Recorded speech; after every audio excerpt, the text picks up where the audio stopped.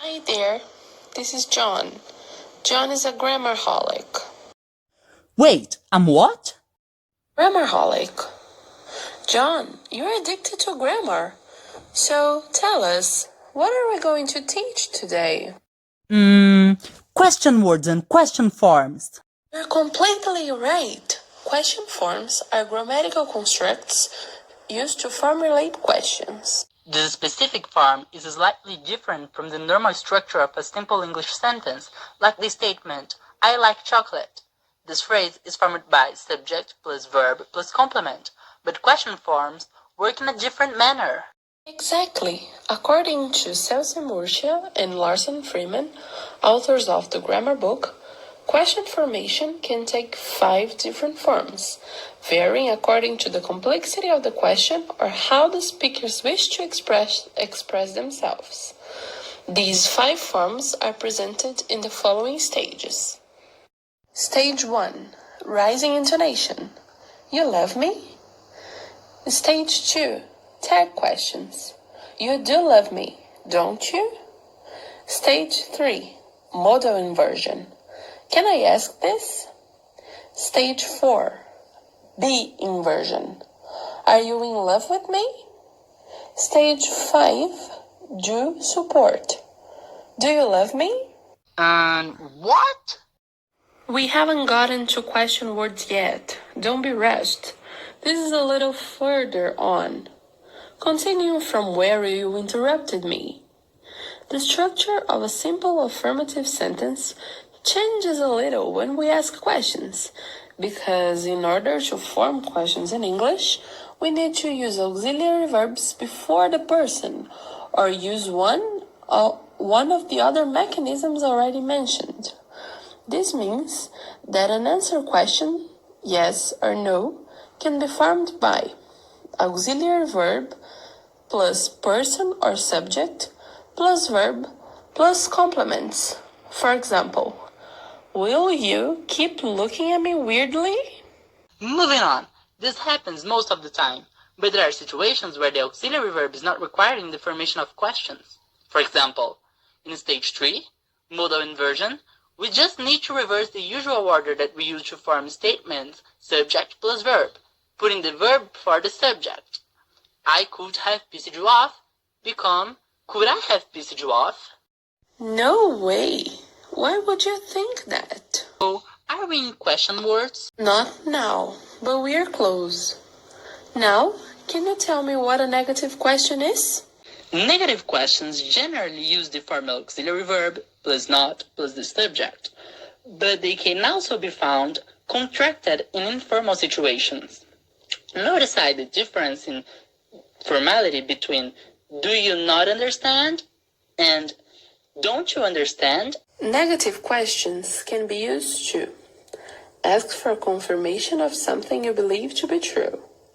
Didn't you eat my grandmother's casserole and hid it from me, thinking I wasn't going to find out? Didn't you? It is implicit in the question that I know the answer. I'm just asking for confirmation. You can also express your opinion about something in a more polite way. You transform your sentence into a question rather than to simply affirm. This is seen as more polite, like I said. For example, wouldn't it be nice if you apologized? Polite offers, invitations, requests, and complaints often assume the form of negative questions. For example, wouldn't you please leave my grandmother's house? To express surprise. When an event catches us off guard, we use a negative question. Aren't you listening to me? I definitely am. Now, moving on to short answers and question tags, we normally use them to check the accuracy of something in a conversation to confirm that we understood it right. Perhaps we are surprised by the statement or in doubt. I don't know what you're talking about. Don't you? No, I really don't. And also to request agreement from someone with you. Seen in the following example. You're acting a little weird today, aren't you? But are the question tags actually real questions? Sometimes we use them if we already know the answer, so we are just asking for agreement. If it's just a confirmation request, you could say, I'm the best, aren't I? With following intonation. If it's a real question, if you really want to know the answer, you need to use the right intonation. Everything's okay, isn't it? That's it for short answers and question tags. Now, moving on to the next topic. The auxiliary verb do is also used in questions that are not made with the verb be. This auxiliary verb is often used when the information required has to do with an action or habit. For example, do you like that much to piss me off? This sentence's tense is present simple, and the question has to do with a habit of the interlocutor. However, when we change the subject, the auxiliary has to be transformed as well. For example, does he know that I'm upset? It is important to pay attention to this detail that can be a little tricky for non-native speakers. When we make questions using does, the main verb is not written or spoken in the form used for he, she, or it, with an S in the end. So, we can say, does he speak Portuguese? But never, does he speaks Portuguese? Avoiding redundancy is the main reason why the main verb is not written or spoken in the form used for he, she, and it. The same process happens with the negative form of the verb do, such as the example below. Don't you think she looks tired? The auxiliary verb do varies according to the time used. For example, in past simple, we use the following structure. Did you talk to your grandmother last night? Of course not. I'm worried. If I tell her that, she might have an attack. As previously stated, the do form is used as a support for the question marking process, and the auxiliary informs which verb tense the sentence belongs to.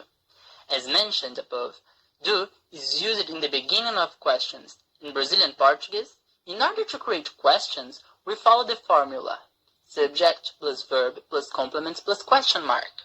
There is no auxiliary verb that would substitute the ones used in English. Therefore, many Brazilians in the initial stages of learning English create questions using the affirmative structure, just adding rising intonation at the end. The time could not be better. Finally, let's talk about question words. For some questions, the auxiliary verbs are insufficient, and we need the question words to specify the questions. Thus, they are interrogative words that we use to get specific information. While yes and no questions query an entire proposition, WH questions are used when the speaker is missing one specific fragment of information. For example, do you study English? General query about the truth of the proposition. Why do you study English? The speaker is asking the exact reason why the person is studying English. They are used before auxiliary or modal verbs and can also be identified as WH words because most questions words start with WH. For example, who, what, where, when. Okay, let's start with what. What is used placed at the beginning of interrogative sentences to clarify the reason of something. There are some possible uses. First, asking information about something. What are you talking about? Asking for repetition or confirmation about what was said. What? I can't understand you. Or asking the reason. What makes you think it was me? You tell me. What did you do that for? Moving on. When? This word is used to ask things that involve time. For example, when did you hide the casserole? When were you going to tell me? Where? This WH word is used to ask things that involve place or position. For example, where did you find the casserole? Seriously? What? Wrong. We have just talked about what. Why is our next word. Why is related to reasons or explanations, but there are some other interesting contexts in which we can use this form as well. For example, the most typical use is to ask for reasons. Why do you say that? Why didn't you come visit me yesterday? We can also agree with something using the phrase, why not, as a reply. Another possible use of why is to add emphasis or demonstrate that we are shocked or surprised about something. Why on earth would you steal an entire casserole? It can also be used to make a suggestion with the forms why don't and why not, like in the following example. Why don't you admit that you did the right way? Which? Use it in question and structures in which there is a fixed or limited set of answers or possibilities. For example, question regarding choices. Which casserole are you talking about? You know very well what I'm talking about. So why this all discussion in front of them? I'm not arguing. I just want to understand what happened, or rather, who did it. Anyway, now let's talk about who and whom. These WH words are related to a subject. For example, if it wasn't you, then who stole the casserole? Whom could the casserole be stolen by? Usually, the words who and whom are used in different situations. According to the grammar book by Celce-Murcia and Larsen-Freeman, who is an interrogative pronoun that refers to the subject of the sentence. On the other hand, whom usually refers to the object of the sentence. Moving on. Whose is related to property. For example, asking about the property. Whose was the casserole? Are you really trying to piss me off? How could you think that? That is exactly our next word. How has relation to the form and mode. For example, asking about the way of something. How can you be so fake? How can you lie to my face? It can also be used to talk about the extension, distance, duration, time or space, and quantity, countable and uncountable. How far is your story from the truth? How long will it take for you to admit? How many people do you intend to piss off yet? Okay, maybe it was me. I ate the casserole. English has two basic structures for WH questions, one requiring inversion, another not. This can cause great difficulty for people who are learning English as a second language, as it is difficult to tell when inversion occurs or not. In most languages, to form a question, you just need to add a rising intonation in the phrase to imply it. Interestingly, English also used to be like this, according to the grammar book, until inversion settled down as the major form to create questions. Uninverted questions can also seem offensive because they imply a certain level of familiarity.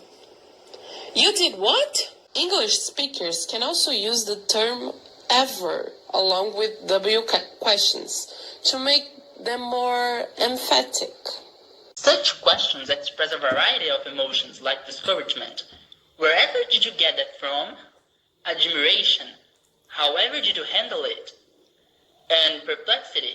Whatever she's doing with him. We can also use ever after all WH question words, except which and whose, and we often put heavy stress on it in spoken questions. Jesus Christ. Whatever is my grandmother going to think when she finds out what happened to the casserole? Well, that's why they call me a grammarholic. You know, I'm sorry, but I have to go. I have a lot of papers to correct. Bye-bye.